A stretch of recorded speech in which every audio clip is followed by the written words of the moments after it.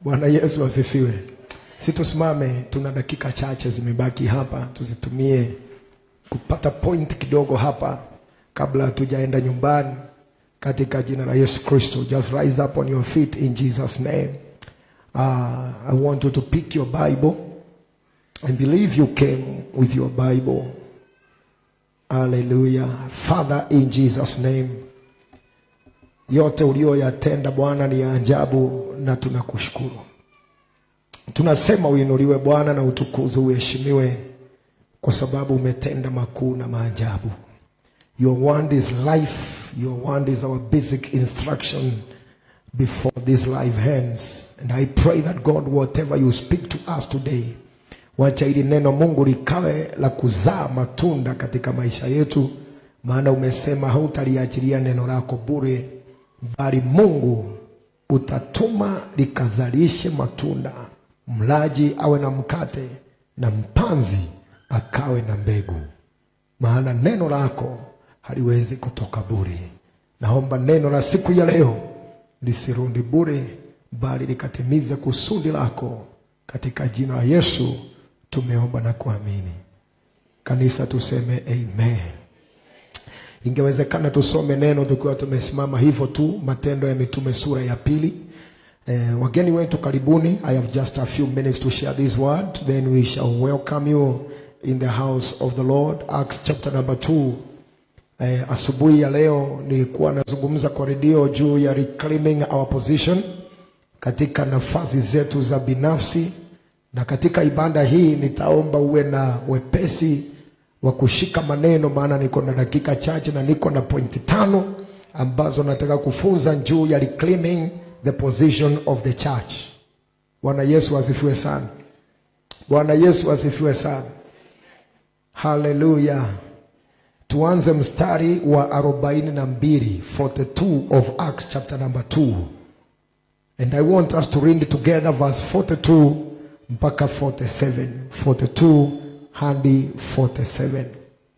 Nataka tusome kwa sauti kila moja katika jina la Yesu. Kama ulisahau, sisemi kama hauna, maana kila mmoja naamini yako na Biblia, lakini kama ulisahau Biblia nataka usome kwa screen. I want us to go together. If you have your Bible, it is going to read from your Bible. Amen. Aya, tusome pamoja. 1, 2, 3, let's go.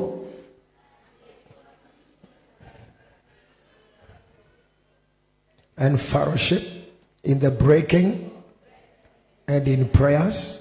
Then,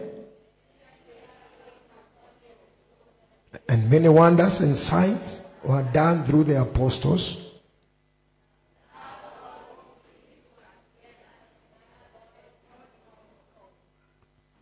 And sold their possessions and goods.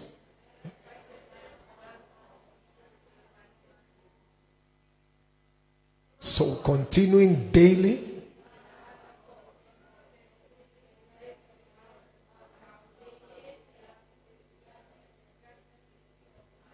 verse 47.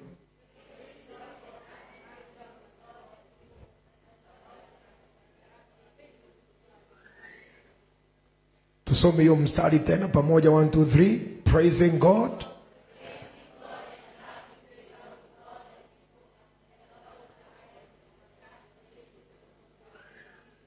Amen. You may take your seats.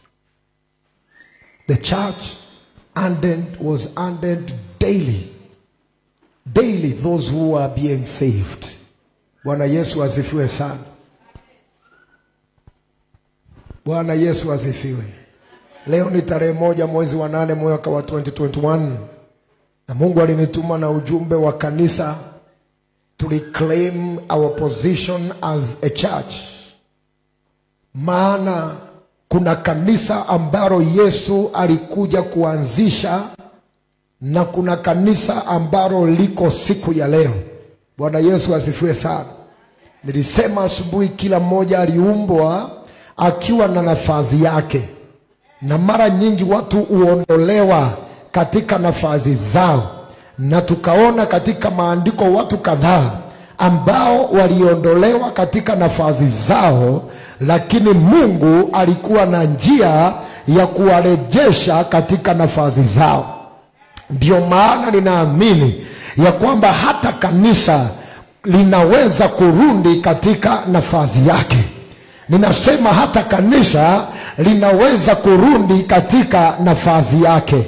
Kanisa ambalo Yesu alikuja kuanzisha halikuwa liwe kongamano tu la watu, lilikuwa liwe ni kusanyiko la watu walio na nguvu za kiungu, watu ambao wanaweza kuconnect dunia na mbingu.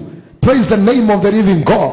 Ambao maombi yao wakiomba inaguza mbingu, wakikutana kusifu sifa zao zinaguza mbingu. Watu ambao wakifungwa njera wakianza kuimba sifa, milango ya njera inavunjika na wanatoka. I am believing God that the church will go back to its place in the name of Jesus Christ. Kanisa halikuwa nyumba ya kupeana hadithi. Kanisa halikuwa lecture hall ya kuja kupeana story. Kanisa ilikuwa ni nyumba ya miujiza.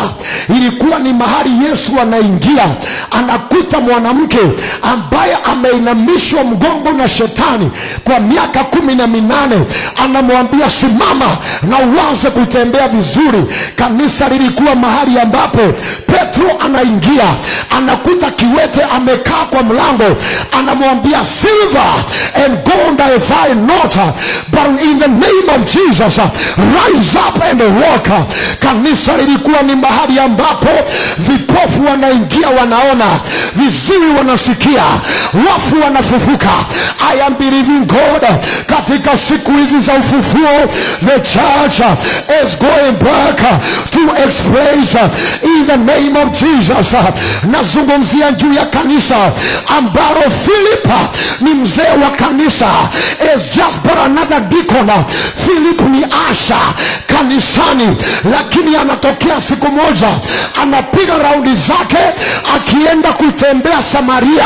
Maandiko inasema huyu asha anaitwa Philip anaingia Samaria, anahubiri injili Samaria, and the towns the city upside down. Wachawi wanaokoka, hata mchawi anaitwa Bar-Jesus anakuja anaokoka. Ninaomba turejee siku ambazo ashas watatembea sokoni, watu wapone. Naomba tufike viwango ambavyo watu watatembea barabarani, and our shadows will heal the sick in the name of Jesus. Mtu waseme hallelujah. I am believing God that we shall reclaim, kama wengine hawataweza. Nasema Redeemed Gospel Church Nanyuki, we must go back to the original position ambayo Yesu aliweka kanisa. Kanisa ambalo wacha dhambi ya kuua, wacha dhambi ya usherati, ni dhambi ya uongo ilikuwa inaua mtu. Are you hearing what I'm saying here? Leo watu ni washerati kwa madhabahu. Leo watu ni washerati kwa wakihubiri. Leo watu ni waovu wakichukua sandaka. Leo ni watu ni waovu wakibeba mifuko ya sandaka kanisani. But I am believing God ya kwamba turejee katika kanisa la Pita, ambayo kuongea uongo kwa mtumishi wa Mungu, mtu anakufa, anabebwa na ashas, anaenda anazikwa, mke wake anakuja baadaye, anaulizwa, je, hii pesa ndiyo mliuza shamba? Anasema ndio. Petro hata kumwambia utakufa, alimwambia miguu ya waliobeba mumeo ndio inarudi kukuchukua. Mama naye anakufa, jamii inaisha yote siku moja. May we go back to the first church. Naomba ya kwamba turejee katika kanisa la kwanza, kanisa ambalo mtu alikuwa anasimama akihubiri injili inakata watu. Leo tunataka injili ya kupendeza watu. Stefano, maandiko inasema alihubiri injili ikakata mioyo ya watu mpaka wakachukua mawe wampige. Makabozianta. I am praying to God that this church will go back to the foundations of the church. Praise the name of the living God. We have been entertained for so long, but the power of God is lacking. We have heard soothing gospel for so long, but the power of God is lacking. Nimeomba Mungu, nimemwambia Jehova, sitaki kuwa pastor wa kanisa la entertainment. I want to be a pastor of a church where the power of God is manifested. Maana hatuwezi kuwa kwa ibada moja na shetani, hatuwezi kuwa kwa ibada moja na mapepo. Yamekubaliwa kuingia, lakini yatoke tukisema. Yanaweza kubebwa na watu, lakini hatutaikubali ikae hapa, tutaifukuza in the name of Jesus. Mtu aseme hallelujah. We are reclaiming the position of the church. Yesu alisema nalijenga kanisa na malango ya kuzimu haitalishinda. Leo tuko kanisani, watu wanababaishwa na wachawi. Maandiko inasema kanisa ambalo Yesu alikuja kuanza, alisema malango ya kuzimu. Malango ya kuzimu ni kusema decisions, maamuzi yote yafanyiao kuzimu haitashinda kanisa la Bwana. Wanaweza kukaa kwa vikao na wafanye maamuzi yao, lakini mwenye kanisa alisema maamuzi yao haina effect yoyote kwa watu walio kwa Mungu. Sema hallelujah kama unanisikia. What was happening in the first church? These are things I want to share with you in the next few minutes, and then we go home. Praise the name of the living God. Lift up your name, your hand, and say, my Father, my Father, we are going back. We are reclaiming. Sema tunandai nafasi ya kanisa katika jina la Yesu. Tunandai nafasi ya kanisa katika jina la Yesu. Tunadai urejesho wa nafasi ya kanisa in the name of Jesus. Somebody shout hallelujah. Kanisa ambalo Yesu alikuja kuanza, Biblia inasema ya kwamba Yesu alitembea dunia hii na hakuwahi kumbook appointment na Herode wala Pilato. Nasikia kile nasema? Yesu hakuwahi kutafuta appointment ya kuona Pilato ama Herode hata siku moja. Biblia inasema wakati Herode alisikia Yesu amekamatwa, alisema ni vizuri, maana leo nitamuona. Aliishi kutamani kukaribia Yesu. Leo waliookoka ndio wanatafuta nafasi za kukaribia watawala wa ulimwengu. Nasema there is an error that must be corrected. It is not us ambao tunastahili kutafuta hao, ni wao wanastahili kutafuta kanisa. Anasema this error must be corrected in the name of Jesus. Herode aliishi kutamani siku watakutana na Yesu. Sisi tukitaka kujenga tunaanza kutafuta nani atatusaidia. Herode aliishi kutafuta kuona Yesu. Bwana Yesu asifiwe sana. Wakati alisikia Yesu amekamatwa akasema haleluya, leo anga nitamkuta mahali nionane na yeye. That is your place. Praise the name of the living God. Kila wakati tukianza project nasikia pastor, tuanze kutafuta mheshimiwa fulani, tuanze kutafuta nani atakaye tusaidia. Where is our God? Kwani Mungu wetu alienda wapi? Ya kwamba hatuwezi kujenga nyumba hii pasipokuwa kutafutana na watu. I am believing God, the owner of silver and gold, anaweza kuweka pesa kwa mikono yetu na tufanye kazi hii kamilike.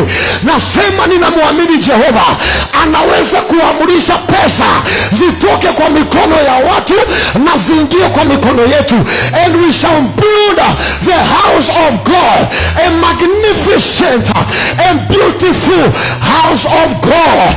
Mtu aseme hallelujah. Yesu hakuja kuanzisha kanisa la uvuguvugu, alikuja kuanza kanisa la moto. Aliambia wanafunzi wake, msiondoke Jerusalem mpaka mtakapopokea nguvu. Mkipokea hizi nguvu, mtafanyika kuwa watumishi, mtafanyika kuwa mashahidi, mtafanyika kuwa chochote ambacho nimewaita kuwa. Ninaomba tuwe na kanisa ambalo limejawa na nguvu za Roho Mtakatifu. Wakati wa story umeisha. Tulipewa story kwa dini, tukahama kwa dini. Tulipewa hadithi kwa dini, tukahama. Tumekuja kwa kanisa la kiroho. Hii sio kanisa la hadithi. This is a house of power. Ndio maana tukianza kuomba, naonanga wengine wameniangalia, wamekaa wameanza kuzinzia.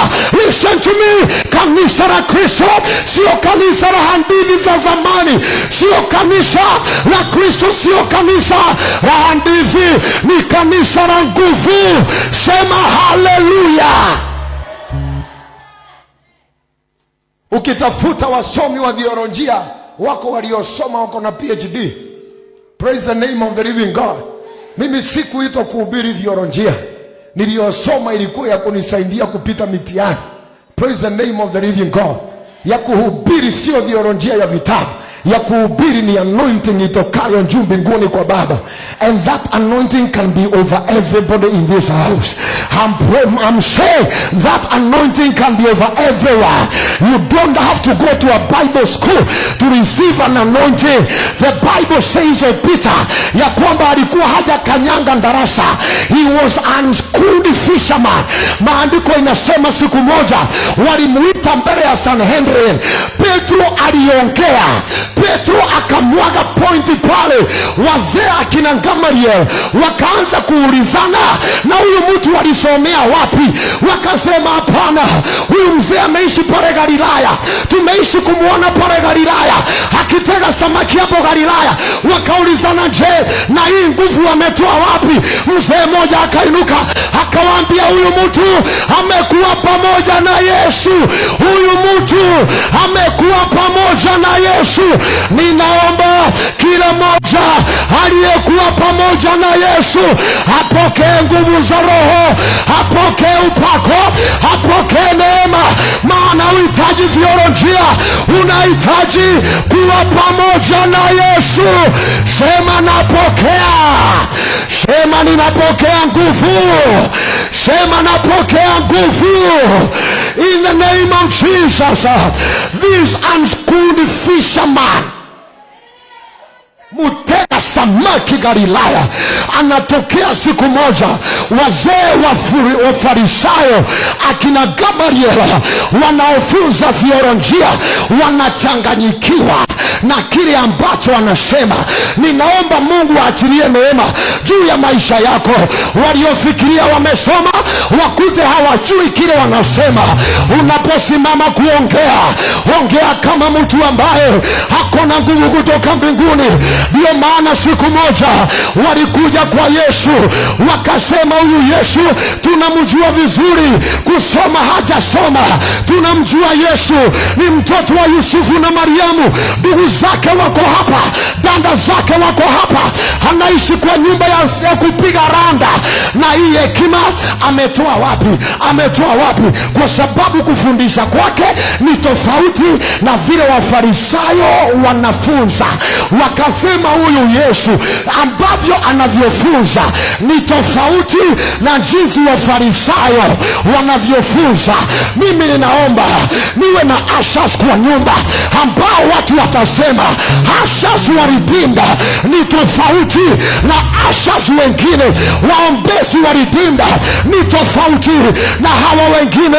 Niwe na wamama kanisa ambao watu watasema ingawaje watu hawa huenda kanisani, hawa wamama wa Redeemed ni tofauti na hawa wengine. Sinisikie mtu akisema yes, we must take back our place. Jamaa anaitwa Farao, anaenda anasema watoto wauawe, hakizaliwa anauawa, hakizaliwa anauawa. Wakakuta ya kwamba wamama wa Kiebrania, makabozi antayaba, wamama wa Kiebrania wakakutwa ya kwamba hawapotezi wakati inapofika ni kuzaa. Biblia inasema wale wamama wa kuwasaidia kuzaa walikuwa wakienda kuchukua mtoto, wanakuta mama ashajifungua, ameshika mtoto wake, ready to defend the child. I am praying, wakasema hawa wamama wa Kiebrania na wamama wa Misri ni watu tofauti, hatuwezi walinganisha, hatuwezi wafananisha. Ninaomba tuwe na watu walioko ofisi moja, lakini mtu akiingia pale aseme huyu mama na huyu mama, hawa watu ni wawili walio tofauti.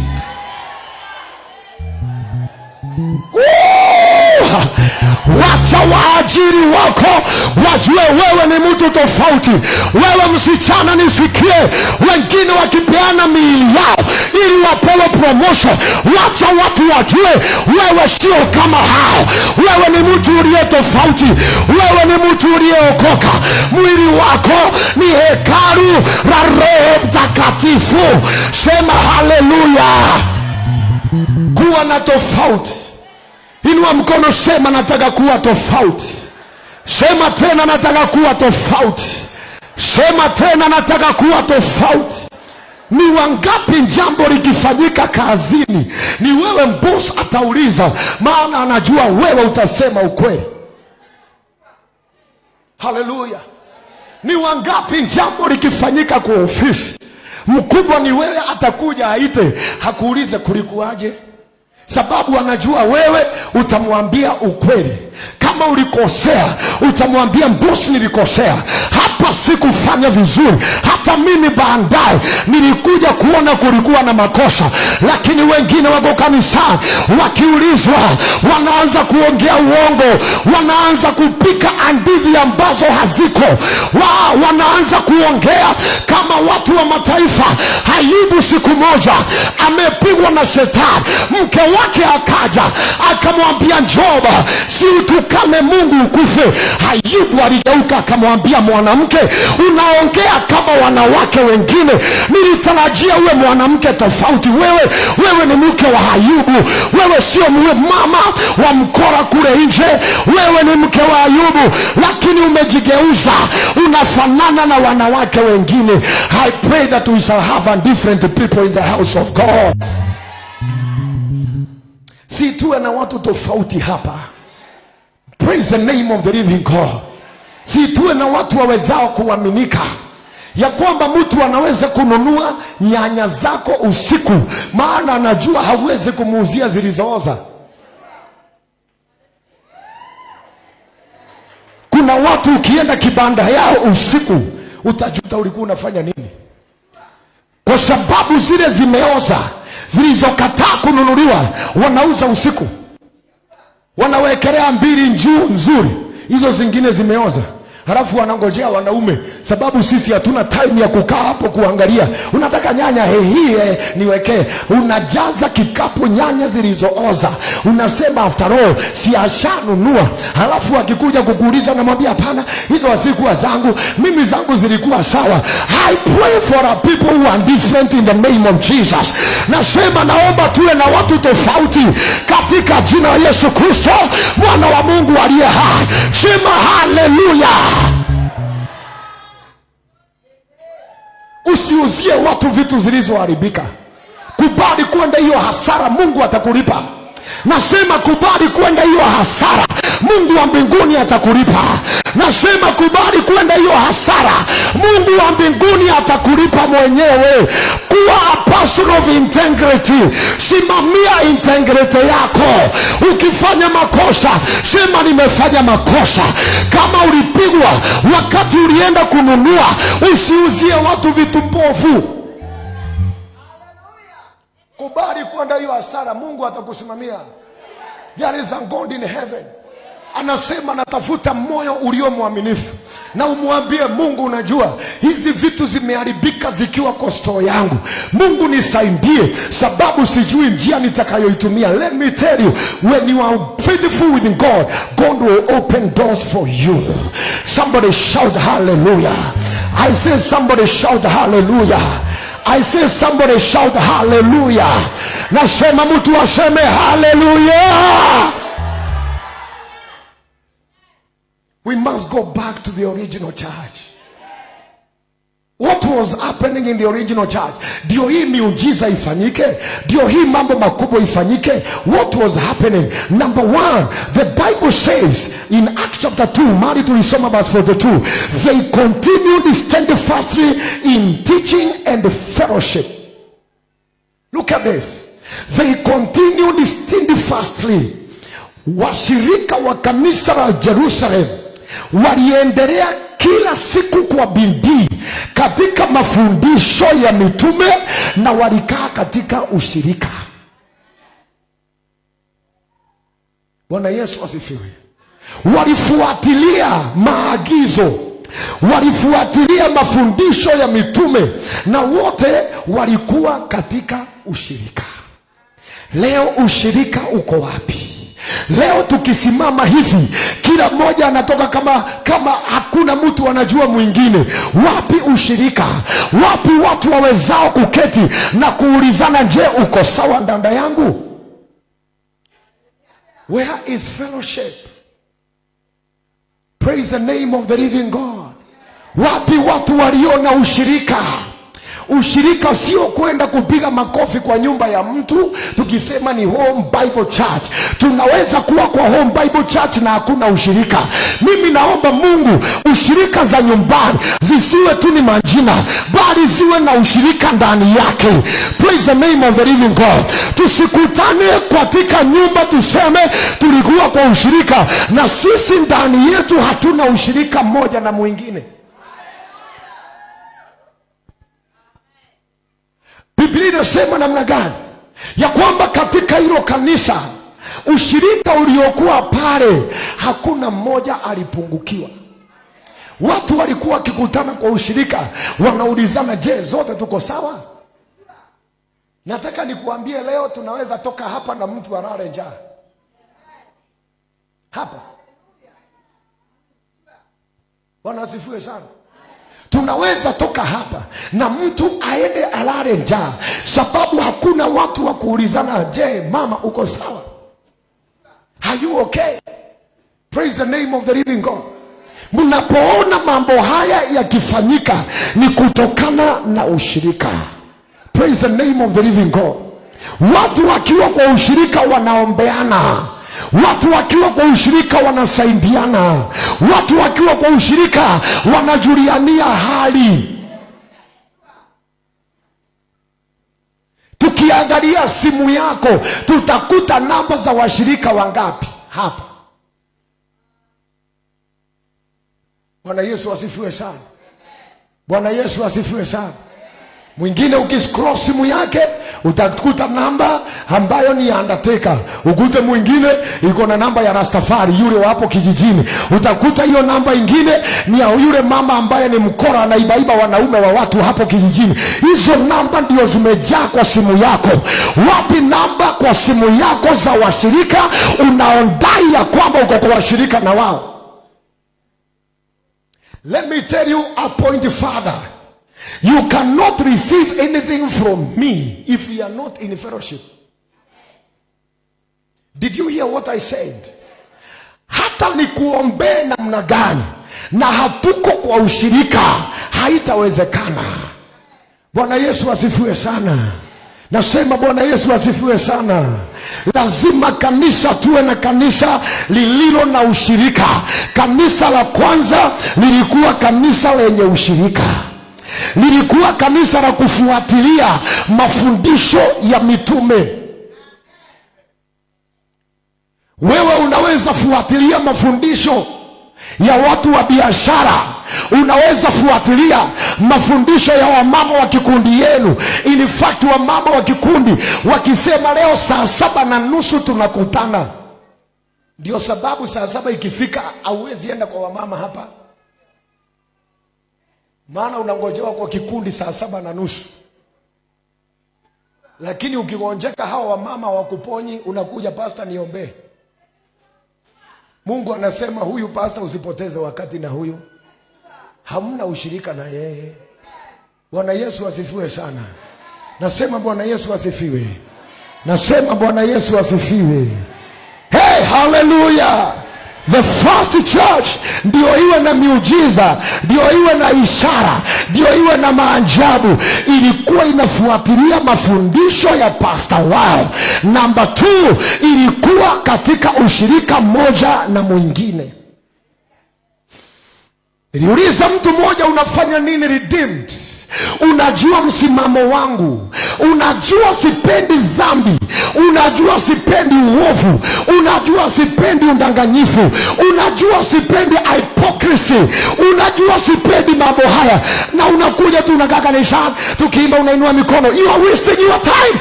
Enda mahali ambapo watu hawana shinda na dhambi. Ukioa na wake watatu wanafurahi sababu washirika wameongezeka watatu. Where is fellowship? Praise the name of the living God. Tunasema ushirika wa wamama ubaki. Naona wamama wote miguu iko nje wanaenda. Kitu ikifanyika, oh yeah, pastor. Where is fellowship? I want to have a church with a fellowship. Praise the name of the living God. Mahali wanaume wanaweza kutana, waulizane, mwanaume wewe namna gani? Maana mara nyingi kinachokusumbua kilisumbua mwingine miaka 5 iliyopita na akatoka hapo. Bwana asifiwe sana. Hata unajua usiku nilipigwa. Kuna watu walipigangwa miaka 20. Unastahili tu kukaa na wao ujue kukipigano kunafanyango namna gani. Fellowship. Hallelujah. Nasema hallelujah. Nasema hallelujah. Nasema hallelujah. Nasema hallelujah. Wiki inaisha ukiwa umepigia washirika wangapi simu kumuuliza uko namna gani, unaendelea namna gani? Bwana Yesu asifiwe sana. Wengine ni washirika mnafanya kazi soko moja lakini hamsalimiani. Munafanya kazi soko moja, wote mnasema ni waridimba, lakini ukipita hapo unajifanya hata umuoni, kwa sababu hautaki ujulikane umeokoka. Wewe unahitaji toba, unahitaji kusamehewa dhambi, unahitaji kuomba msamaha kwa Jehova.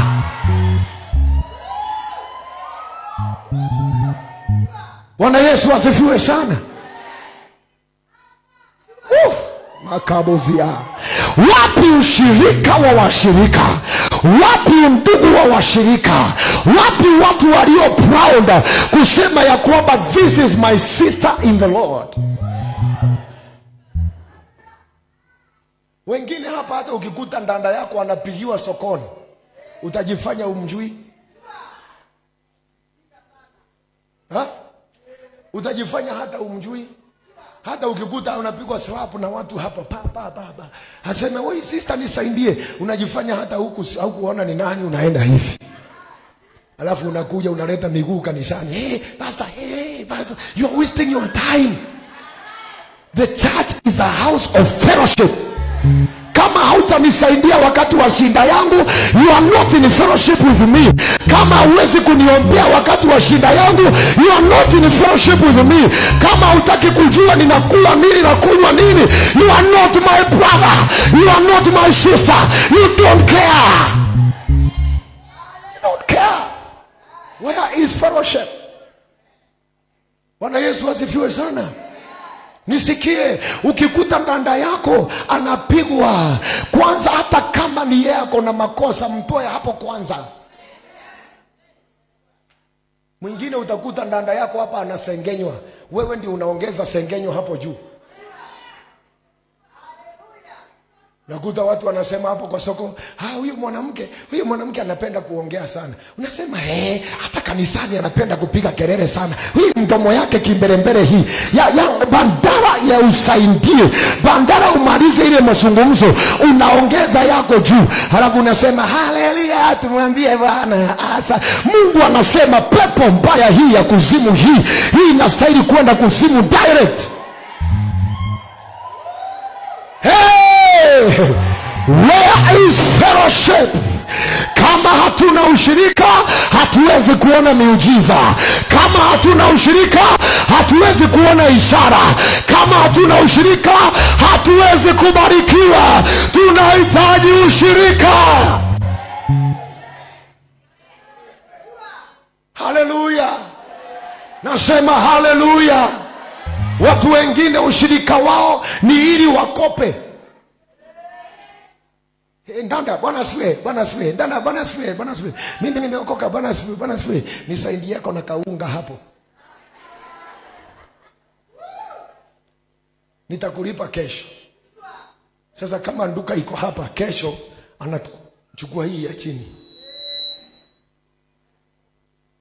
Listen, usikope kwa nduka ya ndanda yako. Haleluya. Kwani amen zimeenda wapi?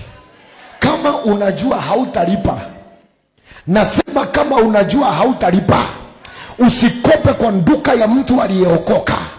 Kwa sababu ile siku atalilia Mungu hivi juu yako. Ile siku atapiga magoti aite Mungu juu yako. Ile siku atalilia Mungu watoto wake walale njaa juu yako. Eti unasema mimi nimeokoka na madeni ya watu haulipi. Uliwakopa last year, ukawaambia ngoja mshahara, mpaka leo haulipi. Ile siku atapiga magoti waite Mungu juu yako. Yesu alisema waliojua ukweli ndio watachapwa viboko nyingi, utanyoroshwa. Kama unajua hautalipa, usikope kwa mtu ambaye ameokoka. Watu waliookoka ni hatari. And that is the level I want us to go. Nataka tuwe watu dangerous. Sema nitakuwa mtu dangerous. Sema kwa sauti nitakuwa mtu dangerous. Kuna watu bado wameketi tu hawaelewi kile nasema. I am praying to God that we shall have dangerous believers in the house of God.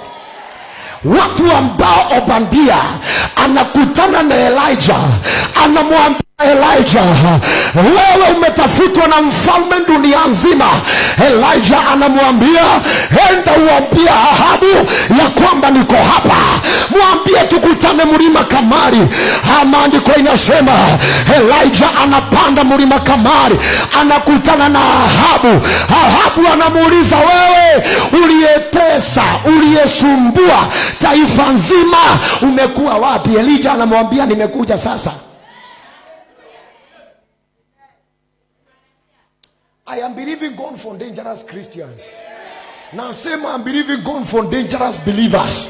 Wacha hii maombi ya uvuguvugu. I am believing God for people who shall pray. Yani hata anayeombewa mahali yako asikie nimeombewa.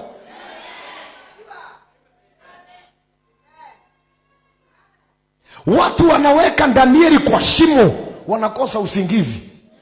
Makabazaya. Kwani huyo Mungu alienda wapi? Yani mfalme ana sign ya kwamba Danieli aingie kwa shimo. The moment Daniel analandi kwa shimo, Mungu anaondoa usingizi wa mfalme. May we become dangerous believers in Jesus name. Yani wanaotutesa wakituingiza kwa shimo, na wao wanakosa usingizi. Kama hatulali hawatalala. Kama hatulali hawatalala. Sema haleluya kama unanisikia.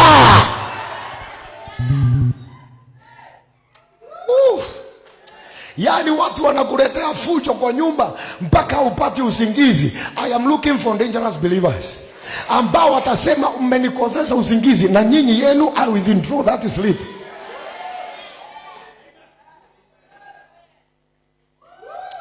Hey! Mtu ambaye atasema ni watoto wangu unakosesha usingizi na wako hawatalala, I will withdraw that sleep from you. Mpaka siku utajua kuna Mungu aishie mbinguni. Danieli anasimama mbele ya Nebukadneza, anamuuliza ni Mungu wa mbinguni unatukana na Nebukadneza? Nasema kwa jina la huyo Mungu, Nebukadneza, utakula nyasi miaka 7 mpaka utakapotambua ya kwamba kuna Mungu aishie mbinguni. Ninaomba tuwe na watu dangerous in the house of God. Farao wanabishana na Musa mpaka Farao anafika mahali anaambia Musa, sitaki kukuona tena. Musa anamwambia Farao, ni kweli hautaniona tena.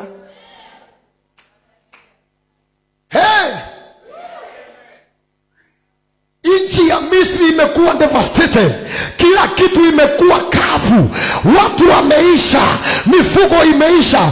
Farao anaangalia Musa, anamuuliza Musa, kwani unataka nini na sisi? Si nikutane na wachawi wakikupembeleza, wakikuuliza kwani unataka nini kwetu? Si wachane na hii maombi tu, si nikute Wakristo ambao wachawi wanakupembeleza.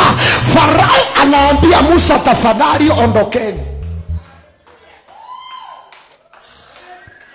Farao anaanza kupembeleza Musa. Nyumba za watu wa Farao zimeteseka, Misri yote imeteseka, mpaka Farao anaanza kupembeleza Musa. Anamwambia, please Musa, watu wangu wanakuomba uchukue kila kitu unataka uende. Natamani nikute mchawi anakupembeleza, anakuambia please, hii maombi yako usiachane nao, utatumaliza sisi wote, utatumaliza sisi wote, tutaisha, please wachana na sisi. Siniwe na Wakristo kwa nyumba ya Mungu ambao waliokuchimbia mashimo watakupembeleza siku moja, wakuambia tafadhali wachana na sisi.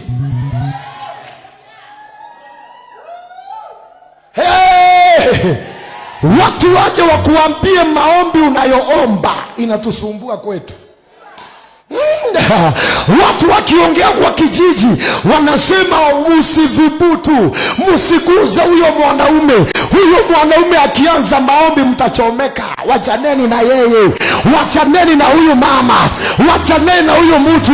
Huyu akianza maombi mtawaka moto.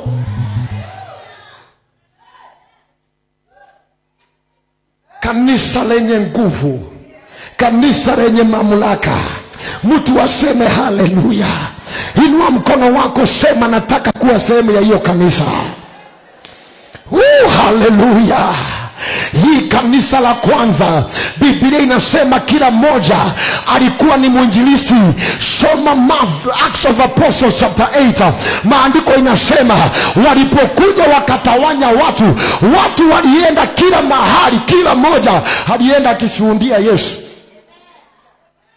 Kila mmoja mahali, yani walifikiria kuwafukuza itawasaidia, ikawa ndio hatari zaidi. Kila mahali mtu alienda, mumetufukuza kwa kanisa, na sisi hiyo soko itatujua. Shetani anayekaa kwa ile soko atatujua, kwa sababu kila mmoja aliyekuwa ndani ya kanisa alikuwa ni mwinjilisti. Natamani tungefika hizo viwango, ya kwamba tukitoka hapa leo, kwa hiyo ofisi ijulikane kuna Jesus, kwa hiyo soko ijulikane kuna Jesus. Praise the name of the living God. Nasema Bwana Yesu asifiwe sana. Tatizo tulilo nalo ni kwamba wengine hata tukienda kwao hamtaki hata huyu ajulikane ni pastor. Haleluya. Bwana Yesu asifiwe. Bwana Yesu asifiwe. Bwana Yesu asifiwe. Nilikuwa naambia mama jana, alinituma kitu town, na nilipoenda pale kwa nduka kununua, nikawa hile nilikuwa nataka exactly haiko. Na mimi najua mama Tim akiitisha kitu anataka hiyo, so nikaanza kubishana na mwenye nduka, wewe mimi nataka kitu fulani, hiyo, sababu sitaki kuulizwa maswali, nataka hiyo. Mtu ananiambia hiyo, namwambia nataka hiyo, sitaki maswali mingi, mimi nataka amani kwangu, wewe nipatie hile na itishi. Praise the name of the living God. Nasema Bwana Yesu asifiwe. Sasa uzuri, kile kilinimaliza nguvu ya kupiga na kuhagyu. Kuna danda ako kwa hii nduka, akaambia mwenye nduka, boss, huyo ni pastor wangu. Haleluya. Haleluya. Sasa hata kama nilikuwa ni mbageni, nitambageni tena. Si nikusema lete tu. Nitajitetea nikifika nyumbani, lete tu. Bwana Yesu asifiwe sana. Lakini nilitoka pale nimefurahi ya kwamba kuna watu wanaweza kuintroduce kwa mbosi zao Wengine wenu hautaki hata ujulikane na bosi umeokoka sababu ya ile mambo mnafanya. Nilifurahi nilipotoka kwa ile nduka, kumbe kuna wasichana wawezao kushuhudia bosi zao na waseme this is my pastor, huyu ni mchungaji wangu. Wajue wewe umeokoka. Kuwa mwinjilisti mahali utaenda, shuhudia Yesu mahali utaenda, mtu aseme yes. Glory be to Jesus. Nilitoka kwa hiyo nduka nimefurahi, nikasema thank you Jesus. Ukisikia mtu anaweza kuintroduce pastor kwa bosi wake, huyo mtu ameokoka. The church was full of evangelists.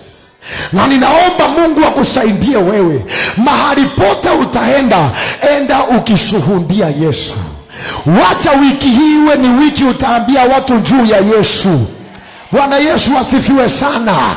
Nasema Bwana Yesu asifiwe sana. Tatizo tulilo nalo ni kwamba tuliachia wachungaji kazi ya kuhubiri. Kazi ya kuhubiri si ya wachungaji, kazi ya kuhubiri ni yako.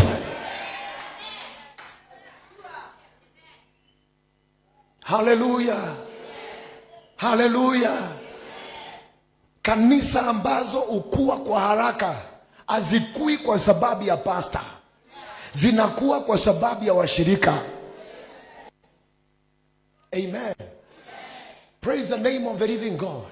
Ina utafiti umeonyesha ya kwamba 70 to 80% ya watu kanisani unjoin makanisa sababu kuna mtu wanajua kwa hiyo kanisa. If we could go back to that level, na tuamue ya kwamba kila moja kama kweli umeokoka, yani kama kweli umeokoka, na tuamue ya kwamba before next Sunday nitakuwa nimeshuhudia mtu mmoja. Haleluya, Bwana Yesu asifiwe. Nitakuwa kuna watu tukitoka hapa, hata marafiki zako wenyewe hata hawajuangi tunahubiri kwa redio, sababu ni akina yoyo yaman, sababu hao ndio umejaza kwa simu. Haleluya, Bwana Yesu asifiwe. Nasema Bwana Yesu asifiwe. Amen. Hauwezi shuhudia mtu yeyote. Wale mnakaa nao sokoni ni masegenyo. Wale mnakaa nao ni kuraruana, ni kuchimbia watu mashimo, ni kusema haka kabiashara kwake kwanza haka katafungwa, haka kataisha, haka katakufa hivi karibuni. Wewe ni mchawi.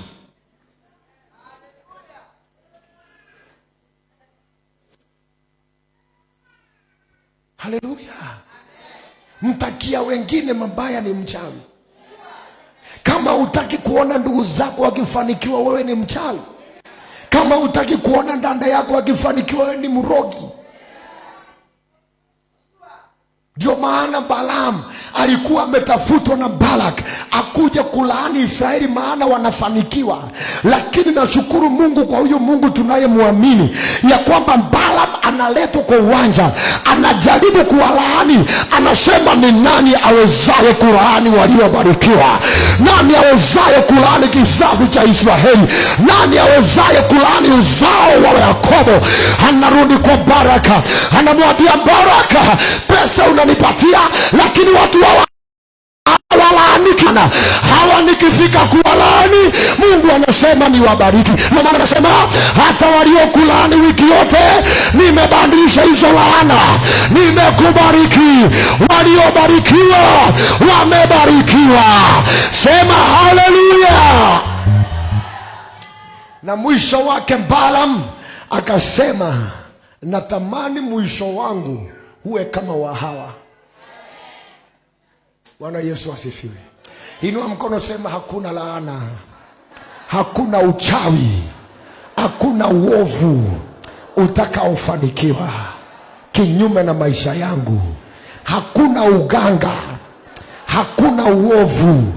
Maneno yote yalionenwa kinyume nami, kinyume na nyumba yangu, kinyume na kazi yangu, maneno yote yaliyonenwa kinyume nami hayatafaulu. Nimeyanyamazisha, nimeyanyamazisha. In the name of Jesus. Somebody shout amen. Last point, what was happening in the last church? Watu wa kanisa la kwanza walikuwa wanapitia mateso, lakini mateso haikuwa inavunja imani yao.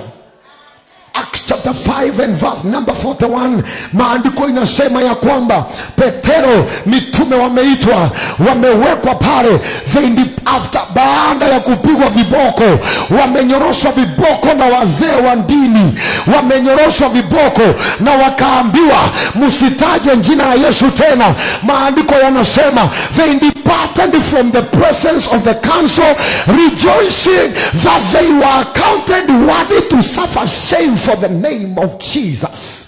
Makabazaya, walitoka pale wamefurahi ya kwamba mateso tuliyoyapitia ni kwa sababu ya jina la Yesu. Walijua ya kwamba kama ni kwa sababu ya Yesu, Yesu atatuinua. Kama ni kwa sababu ya Yesu, Yesu atatutetea. Na nasema juu yako, unapoenda nyumbani wiki hii, wacha mateso utakayoyaona yawe ni kwa sababu ya Yesu. Ukiteseka kwa sababu umeokoka, the Bible says rejoice. Hallelujah. Wakikataa kukununulia lunch sababu umeokoka, wakae nayo, kunywa maji. In the name of Jesus, rejoice. Mateso yote unayoteseka, usiuze urithi wako kwa bakuli ya samosa, usiuze urithi wako kwa chakula ya sahani, kwa kuku na chips. Wakae nazo. Ukiteseka kwa sababu ya Yesu, maandiko inasema rejoice.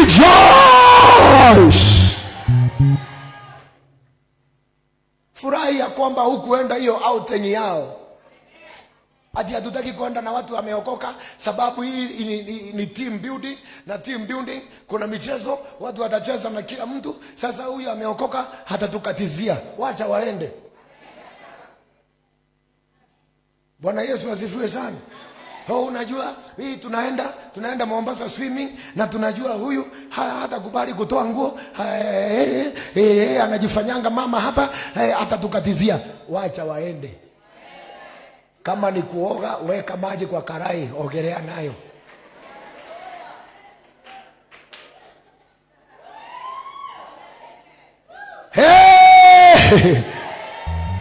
Weka maji kwa karai, jimwagie namna hii, useme hata mimi nimeswim.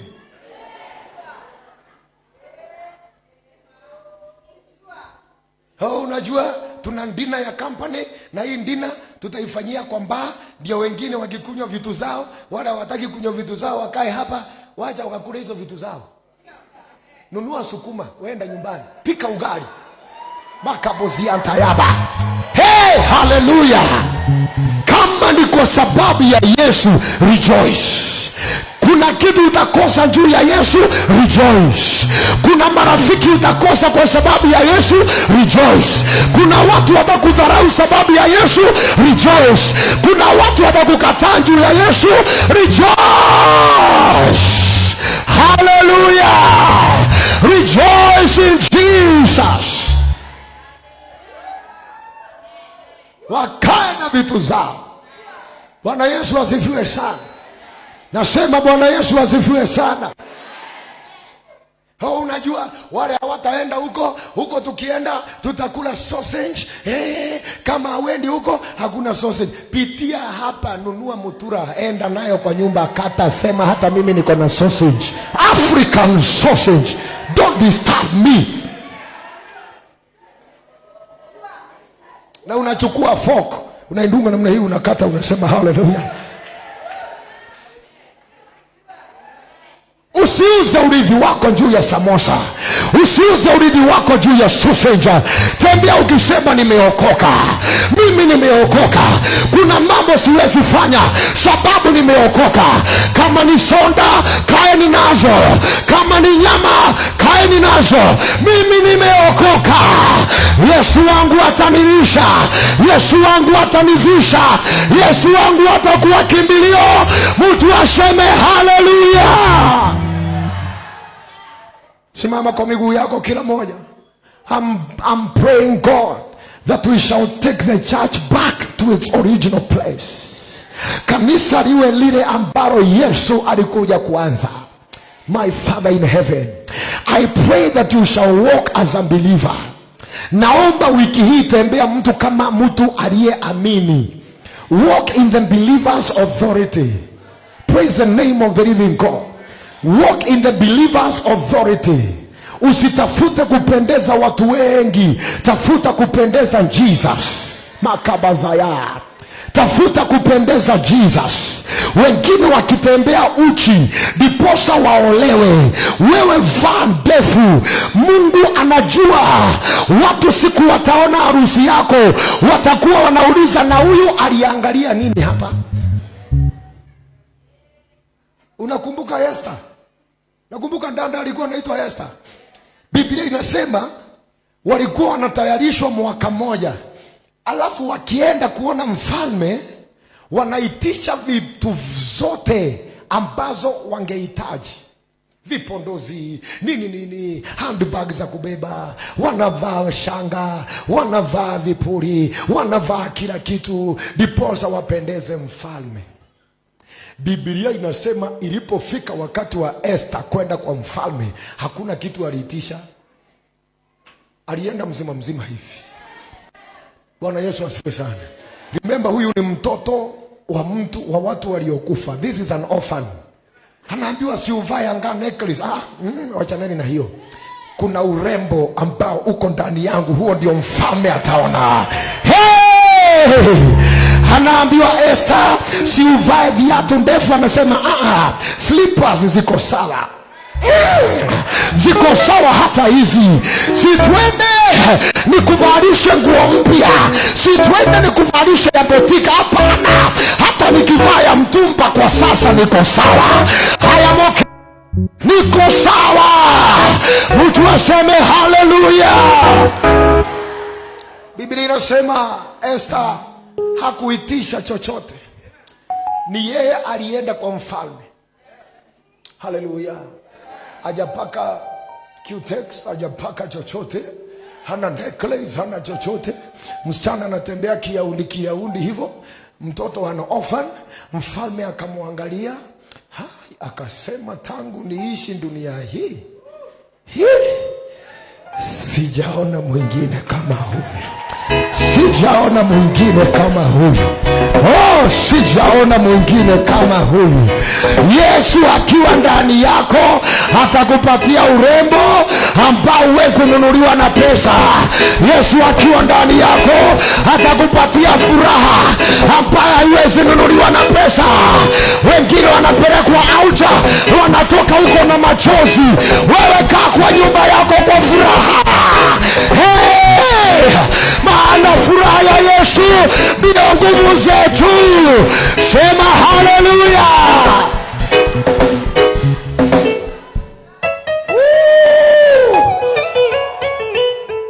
Usiuze urithi wako. Nataka turudi kwa kanisa la kwanza. Kama hauna nyama, beba cabbage na ukiweke hapo, in the name of Jesus. Natangaza harufu ya nyama kwa hii mboga now. Makabozia. It is possible.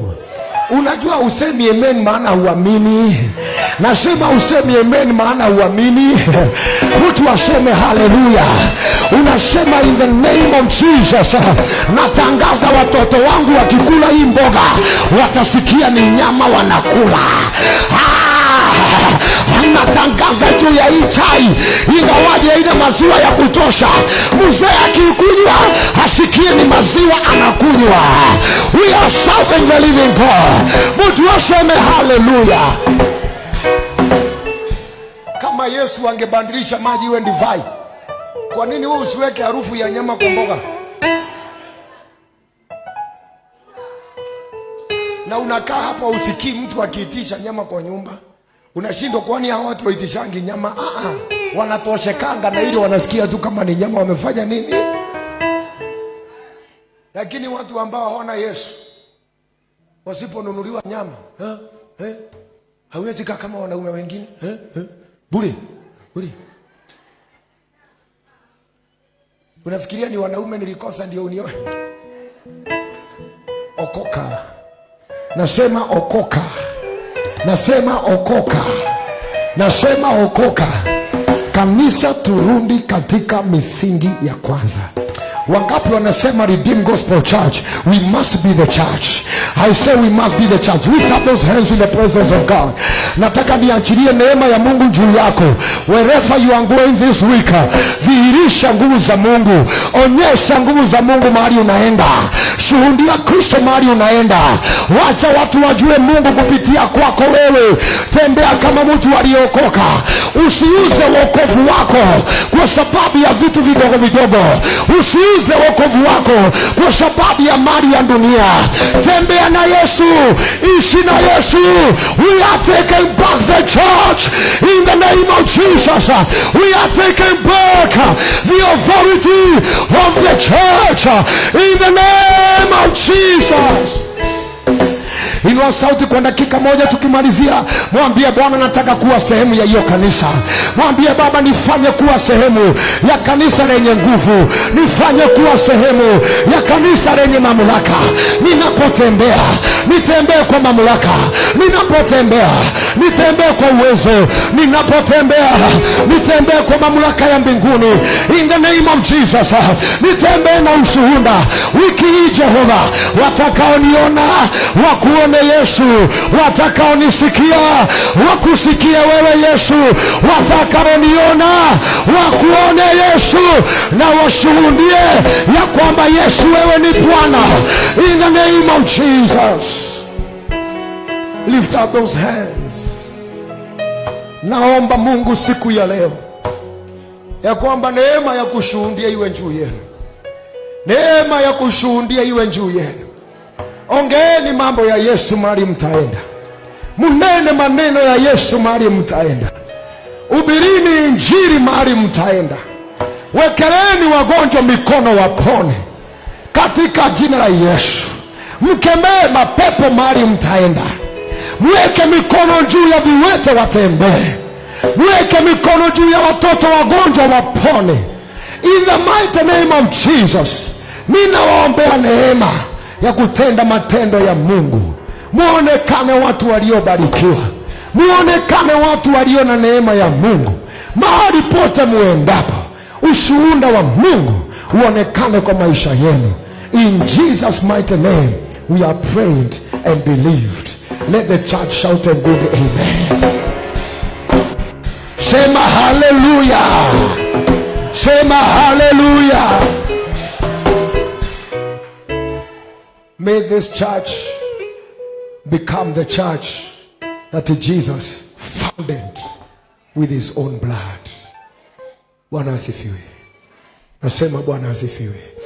Tunakubaliana inawezekana hivyo? Si tunakubaliana unaweza kuja na mtu Jumapili kanisani?